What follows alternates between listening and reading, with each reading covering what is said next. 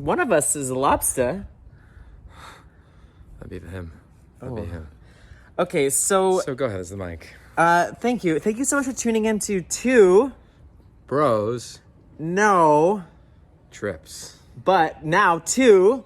Bros. One. Backyard. And today we're doing some hoeing. I broke the original hoe. We took a 1 week hiatus because we had a big life moment. Season 1 to season 2. I mean, I didn't think I'd be out here still, but here I am.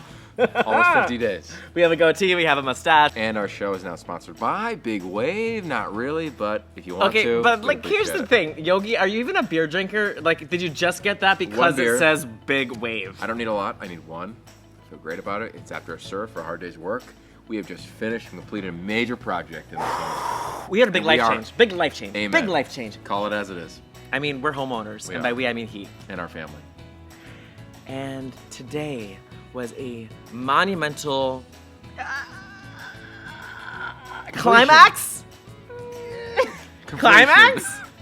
of a big project. From zero to hero. Ravi was amazing. So okay, but let's be real. I got really out of my comfort zone this week. I'm not a backwoodsman.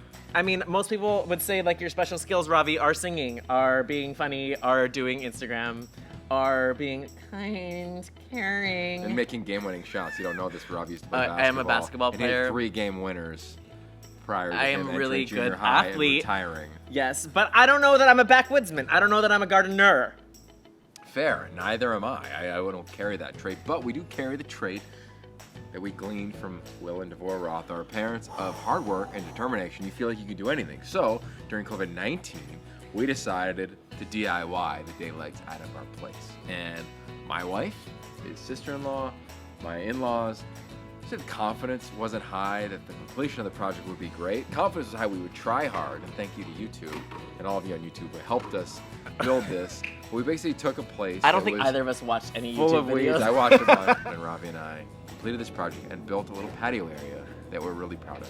It's really beautiful, and I have to say that there was moments where I really wanted to curse. There were moments that we got really intense with each other, but we fought through that. And my word for the year was patience, and I really have been working on that, and especially with backwoodsman type work of like a hoe. I mean, I broke a hoe. I had to go to Home Depot after I broke a hoe.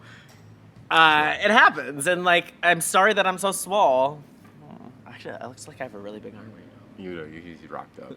He's been working. So this brought us out of our comfort zone, but it made us closer. I mean, it did. And who wouldn't want to build with their family? It was fun. We got to bond. We got to listen to music. We got to have a blast, and we got to create something in an area that was really uncomfortable both of us, which is the theme of this episode: getting comfortable in the uncomfortable. You got to do it. Really, pretty much your whole life, unless you want to stay status quo, in my opinion. But as a traveler, and this show is 2 bros. No trip.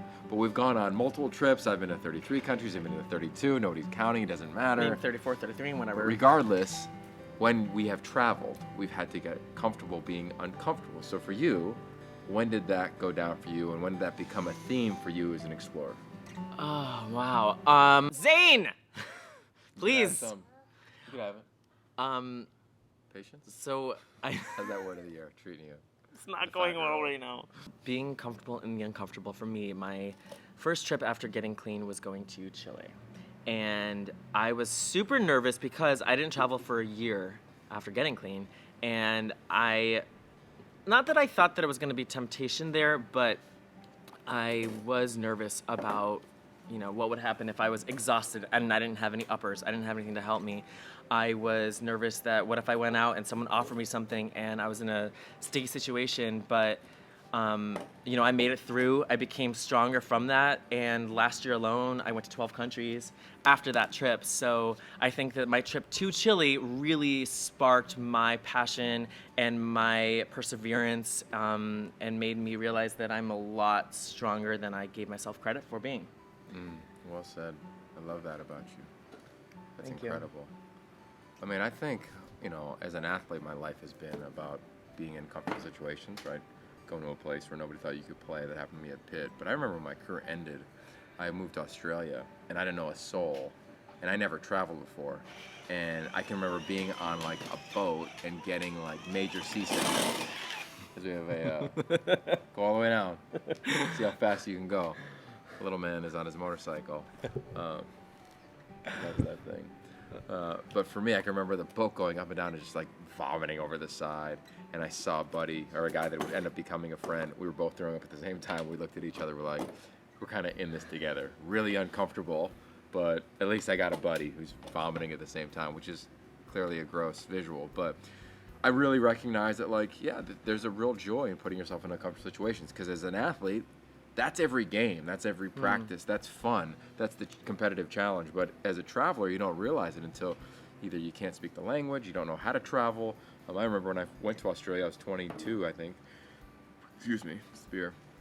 I thought I was gonna like see roads with like kangaroos and koala bears, and it wasn't anything like that. Like they had paved freeways and all those things that I didn't know, but I really had no clue what it would be like. And ever since then, on every trip, you've gone with me before, my wife has gone with me, or Zane, there's this great joy in getting off the plane and having your one backpack on.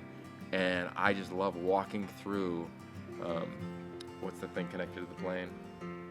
The terminal? Is it a terminal? The sky walkway. bridge? The sky walkway. Bridge, the walkway. But walking through the walkway and being like, all right, I don't know this terminal. I don't know this airport. Like, and instead of this walkway. Instead of being like, oh man, I'm so scared, I don't know anyone. It's, I feel alive. And the phrase I like to use is switched on. And as an athlete, when it's a hard moment in a game, like you can be nervous, it's fourth down, you gotta make a play, or you can be like, actually, that's just being alive. That's being switched on. And to be able to feel that as an explorer was what hooked me. It hooked me, and ever since then, I began the travels. All right, I like that. Thank you. Although I'm never gonna travel with just one bag. If you are with And me, my that's walkway, fine. I'm gonna one have rule. my 6 bags and my umbrella, my selfie stick, and my drones. Well, just know that And my if drones. you travel with me, and Zane knows, you carry what you bring, right?